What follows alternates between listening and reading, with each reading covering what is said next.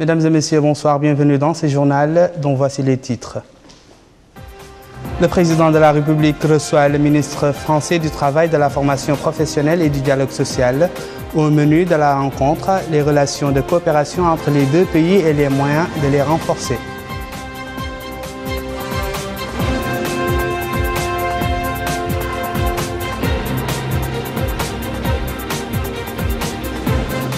Le département des affaires sociales, de l'enfance et de la famille inaugure des expositions de produits féminins à l'occasion de la fête internationale de la femme.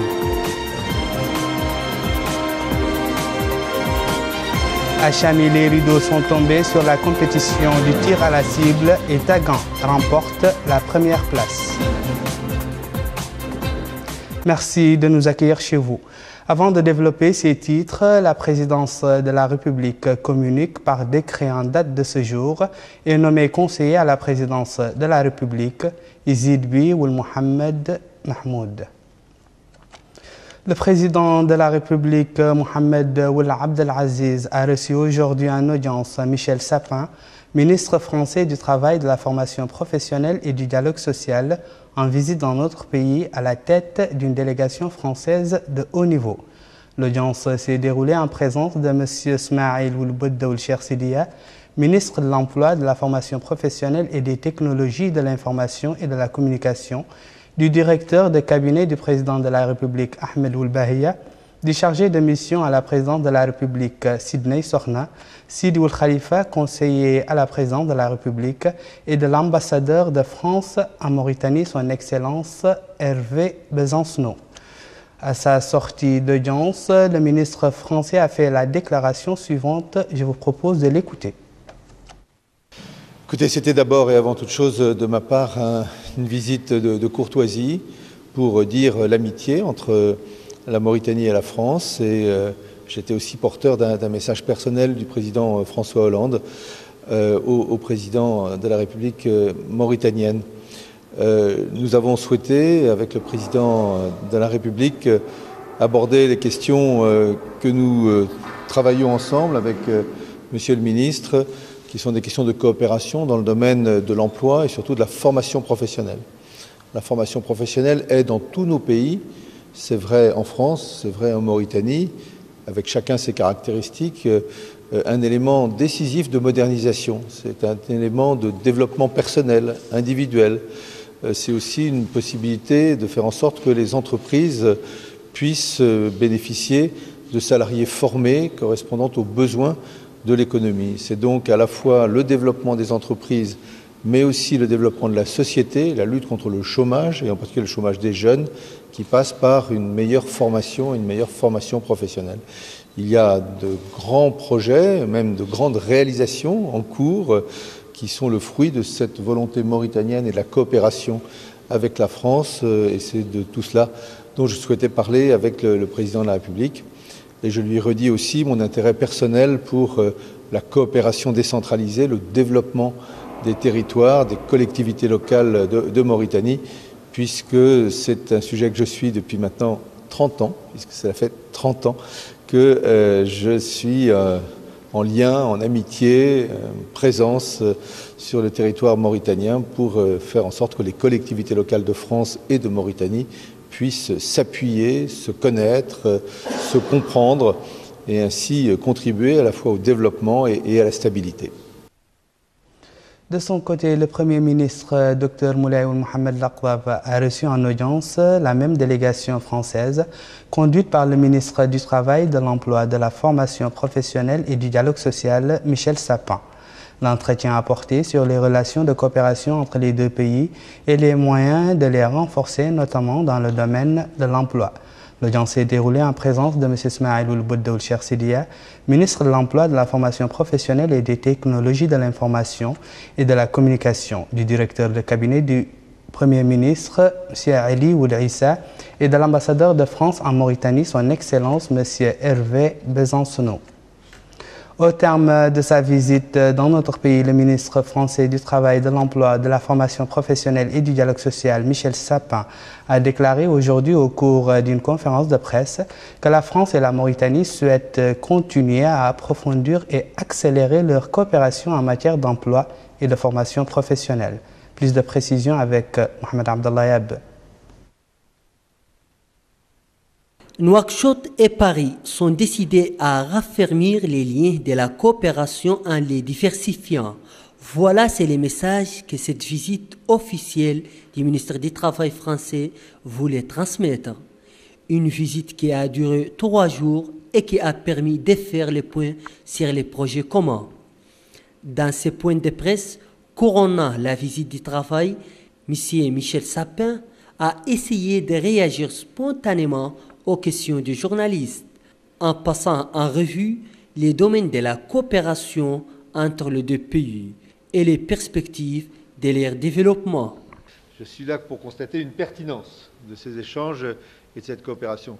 Je vous disais, étant un ami ancien de la Mauritanie, j'ai vu des périodes dans les relations institutionnelles entre la France et la Mauritanie où le niveau de coopération était beaucoup plus faible. Ce que je constate depuis plusieurs années, c'est la montée en puissance de ces coopérations dans un esprit, dans un climat extrêmement positif et qui peut s'exprimer dans des domaines extrêmement différents. De son côté, le ministre mauritanien de l'Emploi, de la Formation professionnelle et des technologies de l'information et de la communication, M. Ismail Ould-Chersidia, a insisté sur l'importance de cette coopération bilatérale, notamment les volets relatifs à la promotion des conditions des jeunes. La jeunesse aujourd'hui constitue une frange de notre population très importante. Les indicateurs du chômage également sont assez alarmants sur cette frange de population. 71% des demandeurs d'emploi en Mauritanie sont des jeunes entre 15 et 34 ans. Ce qui fait que la priorité a été accordée, mais elle est encore plus accordée aujourd'hui à cette frange de notre population. Mais le problème n'est pas seulement la disponibilité d'emploi. Il faut que les secteurs productifs, il faut que l'ensemble des secteurs économiques offrent des opportunités d'emploi, mais ce n'est pas suffisant. Et souvent, c'est ce que les politiques ont toujours oublié, c'est la formation professionnelle. D'un côté, une offre importante, une offre existante et une offre latente, potentielle qui est là, et de l'autre, des jeunes qui ne sont pas du tout formés ou formés à ayant des formations qui ne sont pas adaptées au marché de l'emploi. Les deux ministres ont déjà assisté aux travaux du Forum de l'emploi et de la formation professionnelle, organisé hier à la Chambre de commerce, d'industrie et d'agriculture de Mauritanie. Cette rencontre a représenté une occasion idéale aux échanges et aux débats entre les partis gouvernementaux, les acteurs privés et la société civile sur les défis de l'emploi et de l'insertion professionnelle. La jeunesse sur nos deux continents et dans nos deux pays doit être une priorité des politiques du travail et de l'emploi, car elle représente l'avenir et lorsque le taux de chômage parmi cette jeunesse est très élevé ou trop élevé, ce qui est le cas dans nos pays et y compris bien sûr dans le mien, c'est l'ensemble de la société qui se sent atteinte dans sa confiance en l'avenir. Voilà pourquoi la France a accompagné depuis 2003, dans le cadre du contrat de désendettement et de développement, des politiques d'éducation et de formation technique et professionnelle menées par le gouvernement mauritanien dans le cadre du programme national de développement du secteur de l'éducation et pour des volumes importants de financement. Prenant la parole à cette occasion, M. Ismail Ould-Chersidia, ministre de l'Emploi, de la Formation professionnelle et des technologies de l'information et de la communication, a indiqué que la formation professionnelle constitue une priorité majeure pour les autorités publiques, en raison de ses effets visant à renforcer la productivité de la main-d'œuvre nationale pour répondre aux besoins des entreprises et à favoriser l'accès des jeunes à un emploi décent. Il faut rappeler que la coopération mauritano-française revêt plusieurs aspects. C'est une coopération qui est, selon plusieurs observateurs, prometteuse et séculaire. Actualité parlementaire dans ce journal. Au niveau du Sénat, la commission des affaires juridiques s'est réunie aujourd'hui sous la présidence du sénateur Yahya Ould Abdelkahar. Cette réunion a été consacrée à l'étude du projet de loi relatif au code minier. Le gouvernement était représenté par Mohamed Oulkhouna, ministre du Pétrole, de l'Énergie et des Mines.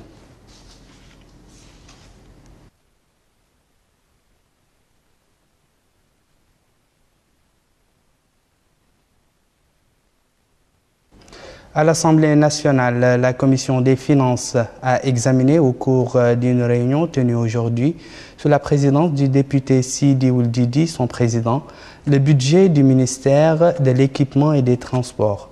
La réunion s'est déroulée en présence du ministre de l'Équipement et des Transports, Yahya Ould Haddamin.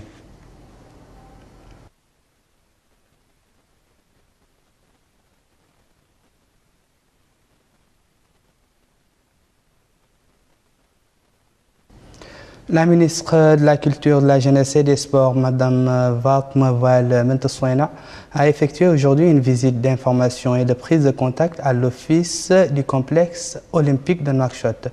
La ministre a appelé les responsables à faire preuve de responsabilité et de veiller à la maintenance de ce complexe qui a accueilli plusieurs manifestations sportives et culturelles. Compte rendu de Bokar Bailava. Première étape de cette visite d'information, le secrétariat du complexe. Sur place, la ministre de la Culture, de la Jeunesse et des Sports a reçu des explications détaillées sur cette direction. Puis, elle s'est rendue successivement à la direction technique, de la comptabilité ainsi que la direction de la logistique sportive. Autre étape de cette visite, la direction de la médecine sportive. Ici, l'adage « en esprit sain dans un corps sain » prend tout son sens. Et puis, une infrastructure de cette grande envergure ne peut pas fonctionner sans une alimentation en électricité répondant aux normes internationales. Là aussi, la ministre a été édifiée sur le fonctionnement de ce cœur battant du complexe. Mais on ne peut pas évoquer le complexe du stade olympique sans parler de sa pelouse, de sa piste et de ses tribunes, des compartiments essentiels pour tout stade olympique. Ultime étape de cette visite, l'hôtel du complexe du stade olympique qui se démarque par la grande qualité de ses services et de son confort. Dernier acte de cette visite d'information, c'est cette réunion tenue avec les responsables de cette infrastructure sportive. L'occasion pour la ministre de la Culture, de la Jeunesse et des Sports de les appeler à faire preuve de responsabilité et de veiller à la maintenance de ce complexe. Enfin, elle s'est engagée à résoudre les problèmes posés à cette infrastructure, en particulier ceux qui sont relatifs à l'entretien et au renouvellement des équipements. Dans le cadre de la commémoration de la Journée internationale de la femme, le département des affaires sociales, de l'enfance et de la famille a inauguré hier dans la capitale des expositions de produits féminins. Retour sur ces activités avec Babacar Ndiaye. Coupure de ruban symbolique par la ministre des Affaires sociales, de l'enfance et de la famille en cette journée internationale de la femme. Accompagnée de Mati Mint Hamadi, présidente de la communauté urbaine de Nouakchott, Lemina Mint El Koutoub ou le moment est venu inaugurer une exposition de produits féminins à Tevrazena. Sur place, la ministre des Affaires sociales, de l'enfance et de la famille a été édifiée sur les conditions de fabrication des produits exposés. Ici également à Tayaret, une exposition féminine organisée par la coordination de la société civile dans le cadre des festivités du 8 mars. La fête du 8 mars permet à la femme de montrer son rôle dans la transmission des valeurs culturelles à l'école comme à la maison et ses capacités dans les domaines de la créativité et de la productivité, a déclaré le secrétaire général du ministère des Affaires sociales, de l'enfance et de la famille, Mohamed Mahmoud Oula Ahmed Ould Sidi Yahya, qui est venu présider l'ouverture de cette exposition. Celle-ci a permis de jeter la lumière sur le potentiel économique de la femme mauritanienne. Au chapitre de la commémoration de la fête internationale de la femme, notre capitale économique Nouadhibou a vu la naissance de l'association des femmes du quartier Wafa. Cette association compte 23 coopératives féminines qui ont reçu leur permis sous la supervision du conseiller du Wali de Dakhel Nouadhibou, chargé des affaires politiques et sociales, Mohamed El Mokhtar ou El Mustafa, et du maire de cette ville. L'association en question a commencé ses activités par la distribution d'aides alimentaires au profit d'orphelins dans les quartiers El Wafa. C'était une occasion pour la présidente de l'association, Madame Mhaïn Mohamed Lemine, de rappeler les objectifs de leur association qui sont entre autres la préservation de l'environnement, l'aide et la sensibilisation des citoyens. Revenons à Nouakchott pour parler du démarrage des travaux d'une session de formation sur la transparence dans les industries extractives. Cette rencontre est organisée par la Commission nationale de la transparence dans les industries extractives en collaboration avec les partenaires techniques opérant dans ce secteur. Abdelrahman Hamadan. La mise en œuvre de la nouvelle norme de l'initiative Transparence dans les industries extractives en Mauritanie. Tel est le thème de cette session de formation organisée par la Commission nationale de l'initiative Transparence dans les industries extractives en faveur de ses membres et des partenaires nationaux et internationaux. La rencontre s'inscrit dans le cadre des activités menées par notre pays pour accompagner l'action de l'initiative internationale de transparence dans les industries extractives.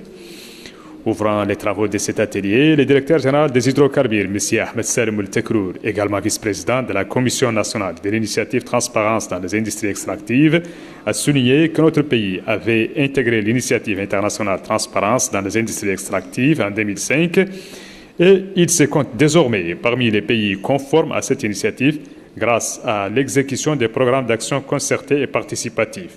Des programmes qui ont abouti à la publication des rapports exigés par la dite initiative. Le vice-président a en outre précisé que cet atelier traduit l'intérêt qu'accordent les autorités publiques à la transparence en général et dans les industries extractives en particulier. La transparence est un outil qui garantit une bonne répartition des ressources naturelles, mais aussi elle est un facteur de production qui rentre dans l'évaluation du respect d'un pays du principe de la bonne gouvernance. C'est pourquoi les partenaires internationaux accordent une importance particulière à cette initiative et soutiennent toutes les activités qui vont dans ce sens.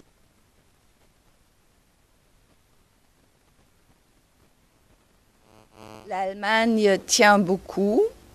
L'Allemagne, c'est le pays où l'initiative Transparence internationale a vu le jour et les rapports sur la transparence internationale, c'est-à-dire la perception de la transparence, c'est devenu un point de référence pour le climat d'investissement, pour la lutte contre la corruption et en général, c'est devenu un point de référence pour la bonne gouvernance des États. Je suis là pour vous soutenir, pour discuter avec vous comment ensemble nous pouvons mettre en œuvre la nouvelle norme ITIE qui signifie un niveau un peu plus élevé, mais plus intéressant, plus pertinent. Et nous allons travailler pendant ces jours pour discuter ensemble comment on va faire ça. Je crois que c'est un cas pour la Mauritanie de reculer pour mieux sauter. Les participants à cet atelier auront à suivre durant 3 jours des exposés présentés par des experts nationaux et internationaux sur les principaux axes de l'initiative Transparence et l'assistance qu'elle fournit aux pays qui possèdent des richesses minières, pétrolières ou gazières pour mieux gérer et contrôler les ressources. Retour dans la wilaya de Dakhlet Nouadhibou pour parler cette fois-ci de la clôture hier dans la Muqata'a de Chami, de la compétition du tir à la cible qui opposait les différentes wilayas de notre pays. Cette compétition a été remportée par la wilaya du Tagan. Moussa Ndiaye. Cette activité sportive et culturelle est organisée dans la nouvelle Muqata'a de Chami, relevant de la wilaya de Dakhlet Nouadhibou. Elle a regroupé plusieurs tireurs venus des différentes wilayas du pays pour contribuer à la réussite de cette première édition du tir à la cible. C'est ainsi donc la wilaya du Tagan remporte la première place, le Trarza occupe la deuxième place et le Hod al-Sharqi se positionne en troisième place. Quant au titre du meilleur tireur, il a été remporté par le capitaine Mohamed Oulbaba Ahmed d'Itagan. Dans son intervention à cette occasion, le wali de Dakhlet Nouadhibou, M. Mohamed Vaoul Ahmed Youra, a dit que cette compétition sportive et culturelle a beaucoup contribué au développement de la Muqata'a de Chami. Il a souhaité voir Chami abriter d'autres activités. Quant au président de la fédération, M. Mohamed Wilsidi Elival, a exprimé sa joie de voir réussir cette compétition dans la Muqata'a de Chami. Il a, à cette occasion, remercié le président de la République, M. Mohamed Ould Abdelaziz, pour l'intérêt qu'il accorde au tir à la cible. En marge de cette activité, les habitants de Chami ont suivi la course des chameaux, où des prix ont été remis aux gagnants de cette compétition. Et pour clôturer ce journal, un détour dans les différents marchés de légumes de la capitale qui sont suffisamment approvisionnés en légumes produits localement ou importés.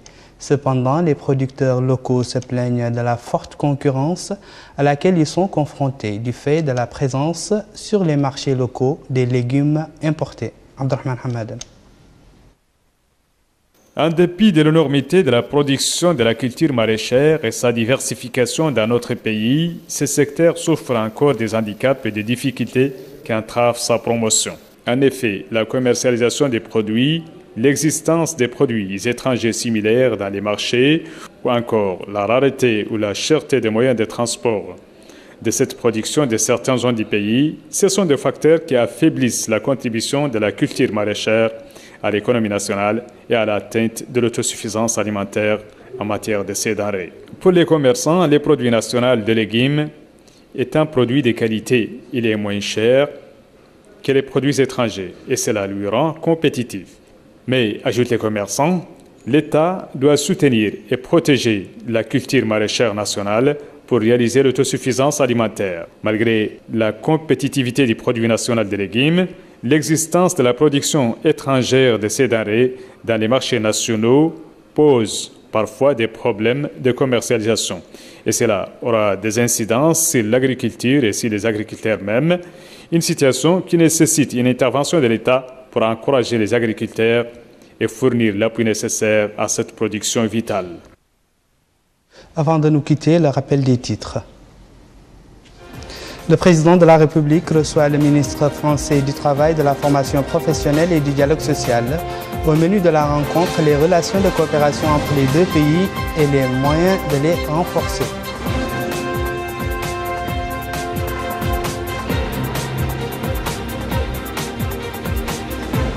Le département des affaires sociales, de l'enfance et de la famille inaugure des expositions de produits féminins à l'occasion de la fête internationale de la femme.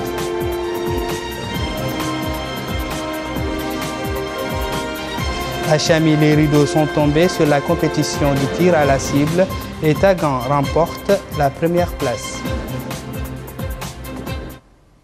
D'ici ou d'ailleurs, merci de nous avoir suivis. Merci également de votre fidélité. Au revoir.